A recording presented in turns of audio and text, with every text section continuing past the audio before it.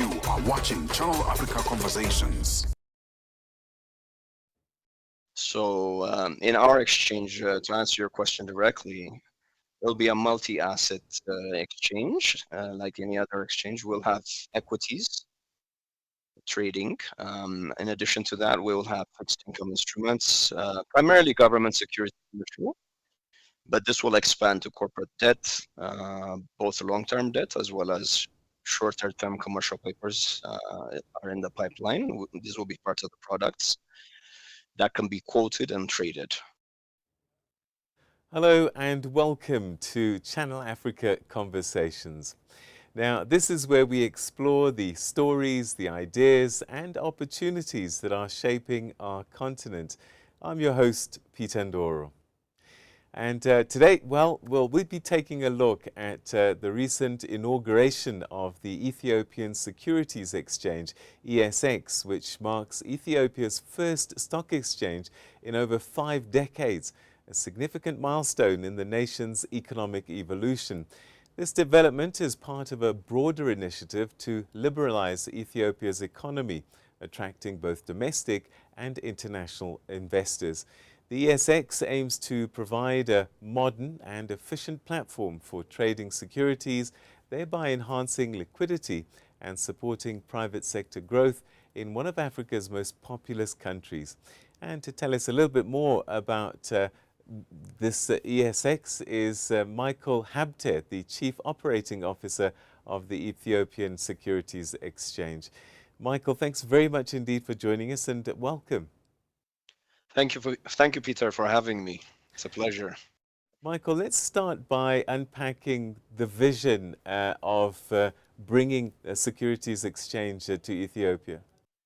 By way of introduction, I think to give a little background to viewers, Ethiopia as a country, we had an exchange about 60 years ago. In the emperor's time, Emperor Haile Selassie's time in the 60s, a small over-the-counter trading group was formed. So about 18 companies were listed and trading over the counter here at the local commercial bank that was established at the time, the state-run bank. So that halted once the communist Derg regime came into government in 1974. So we did not have capital markets. So how does it fit into your broader economic plan for the country? I guess you've got a big economic reform agenda on the go. Yes, it's a lot of reforms really. So since 2018, the government of Ethiopia has been embarking on a big liberalization drive. So one of those aspects has been starting capital markets, but this is just part of a bigger picture. There's been various reforms around foreign exchange, as many viewers probably have been aware. That was this year. But if you go back a little bit, one of the main sectors to be liberalized first was the telecom sector. So Safaricom has been operating here.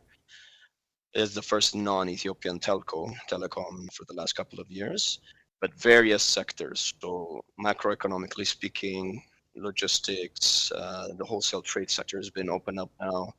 The financial sector, most importantly, which we are a part of. So in addition to the FX reforms, capital markets coming, foreign banks are allowed now.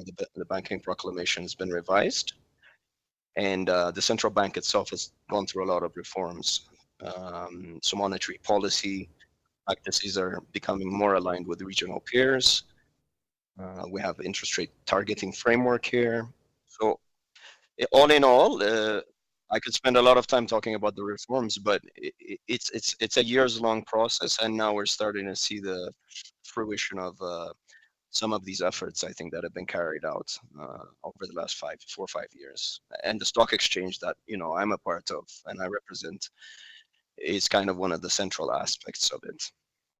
So tell us the kind of instruments that will be able to be traded on this ESX. Yeah, so the ESX, just to give you a little background, we were established about 2.5 years ago as a project office. So our team, the team I was partly leading, we kind of we try to do a research and development really practice as to what works for Ethiopia, as well as understanding what the other experiences are from other countries.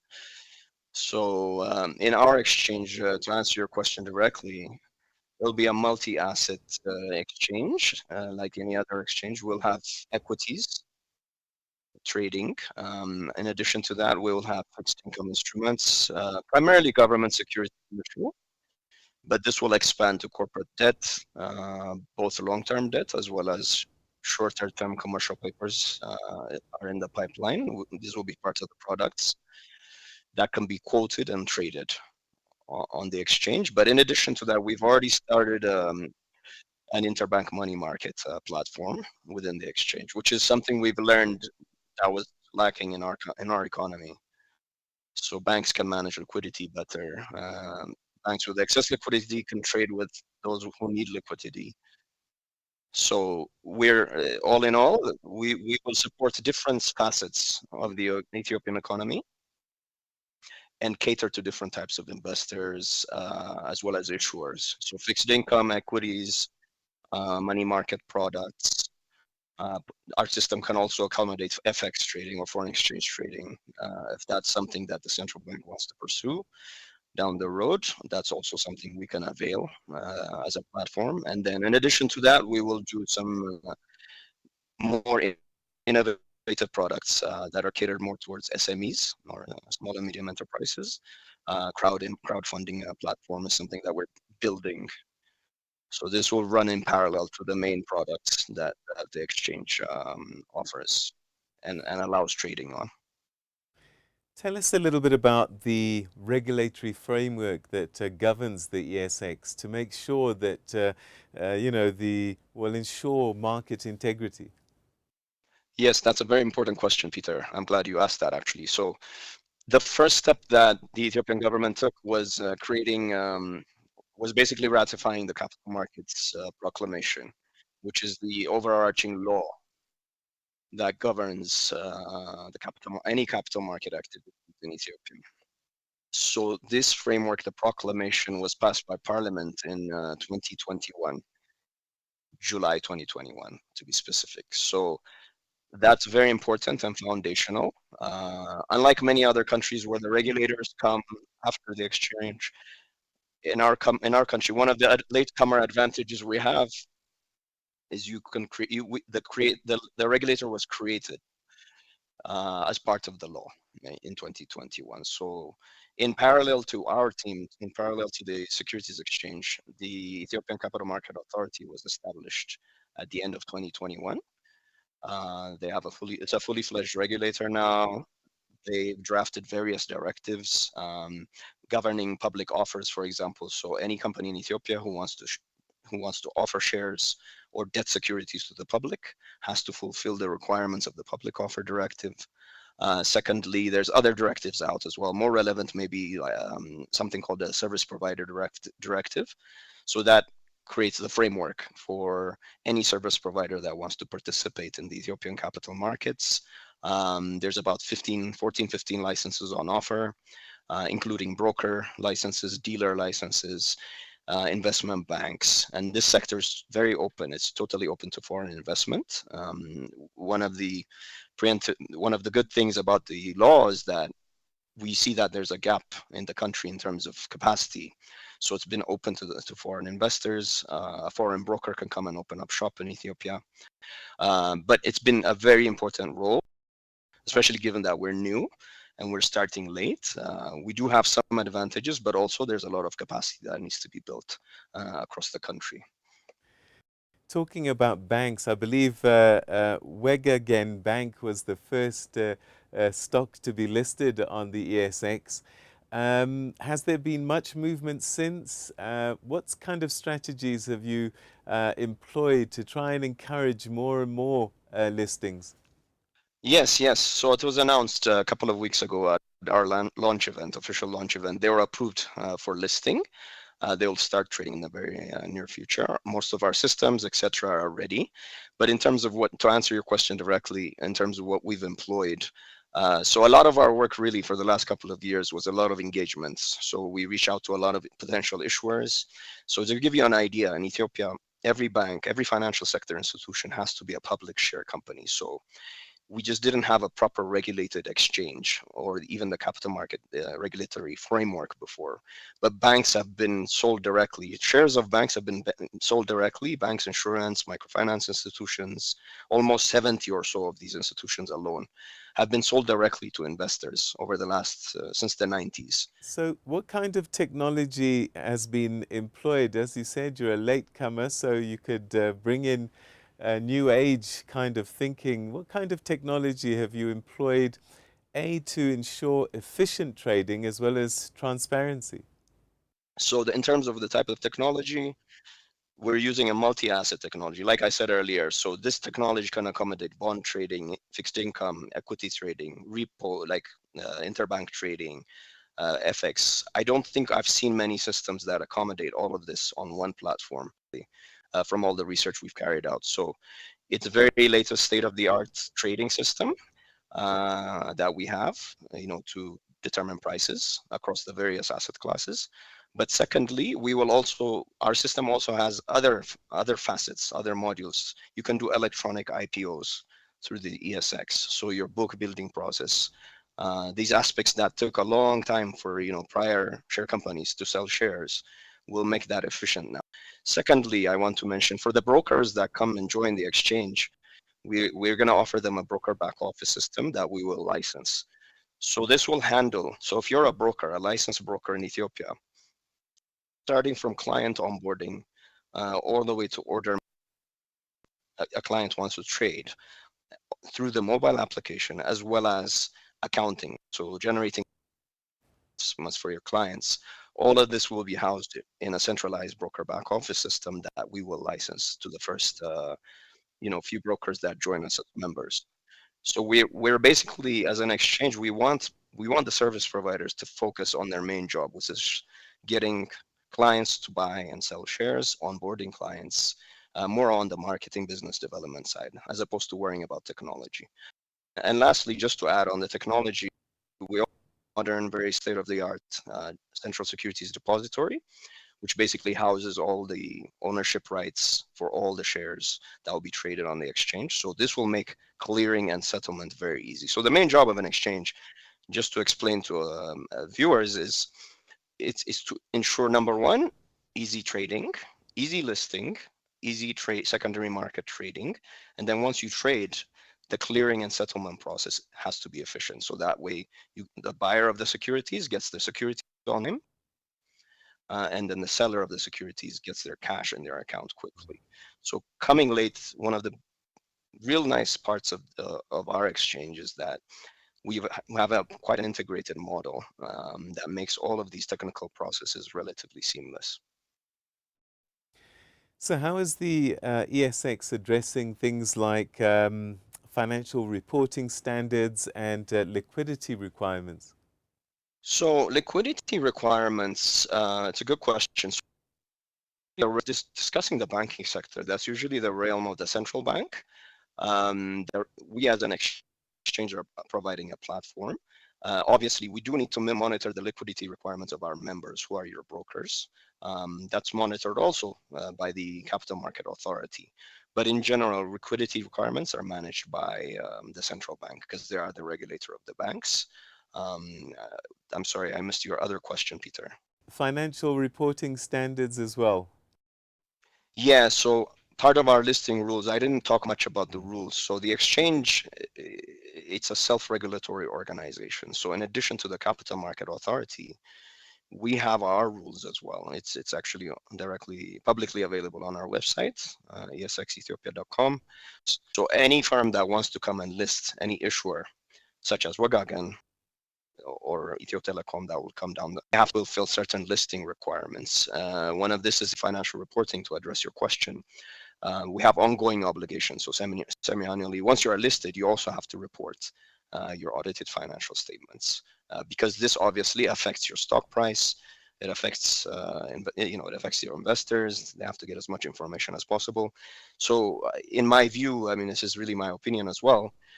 having a capital market really will, in the long run, it won't be overnight. In the long run, though, it will build a little bit better financial reporting in the financial sector, not only in the financial sector, but in the overall economy, because now you have an incentive that you did not have before having a capital market in terms of better reporting, more IFRS compliancy across different sectors, which is some areas that we have to improve on, I think, as a country going forward. I suspect quite a bit of education is going to be required to get people to understand what a stock exchange is and how they can invest. Ordinary people perhaps have been putting money away under their carpet, under their pillows or whatever, and maybe savings in banks. But now that you have an equity market, this is something new. Yeah, I mean, to be honest, Peter, it's quite transformational. I don't think it's been fully grasped. Obviously, it's new. We have a very large country, as you know, large country, very rural based. I would say 80 to 90% of our economy, as well as population, is outside of urban areas. I don't have the exact number, but it's very significant. But education is really, I mean, a lot of people ask me this question: what is the biggest challenge you'll face? Capacity is really the top agenda, I think. It's not necessarily macroeconomic fundamentals. I would not say it's perfect, obviously, but we do have very supportive factors for a capital market. It's a large population, like I said earlier, a lot of retail investor base. Access to finance is it's a big impediment in our economy. Banking sector can only supply so much finance to those in need, both large corporates as well as small SMEs. So access to finance is very important. Economic growth has been growing and it's expected to keep growing. So these are really supportive factors. Inflation is coming down. So what I'm trying to say, I think, here is the macroeconomic picture is improving, albeit not perfect, but it's improving. It's very supportive of a good, vibrant capital market. But education is key, and we've tried many initiatives, I think, both formally and informally as an exchange, but this will be a work in progress. So one initiative we have going now is we've launched an academy. So even before the exchange, the launch of the exchange itself, we launched an ESX Academy that can basically reach anyone anywhere. It's digital. It's hosted on our platform. So we've already, I think, signed up at least 10,000 people, if I'm not incorrect, in the less than a month or so. So you can see there's definitely demand for this. And the idea with our academy is that it will be translated in the different local languages. There are videos to make it more interactive. So make it more Ethiopia-centric and contextualized. But not only the academy, but we will definitely need support from the industry. You know, the future brokers that come online, the investment banks, etc. They'll be distributed throughout the country. It won't be centralized in Addis. So you'd have brokers in Makale or Hawassa, Jijjiga, for example. Their part of their role also will be educating, because there's a commercial interest there too. But like I said, this is a long-run process. We're very aware in terms of capacity. A lot of education is needed. It's a new sector, but in my view too, I think once you have trading going on, once you have, you know, people actually practicing, learning by doing, I think the education aspect will start taking care of itself over time. What kind of sectors do you think immediately probably will find this marketplace a great place to raise capital? Has been in Africa, a lot of times it's the banks. The banks are usually the first to list. Financial sector in general, banks, insurance, potentially microfinance.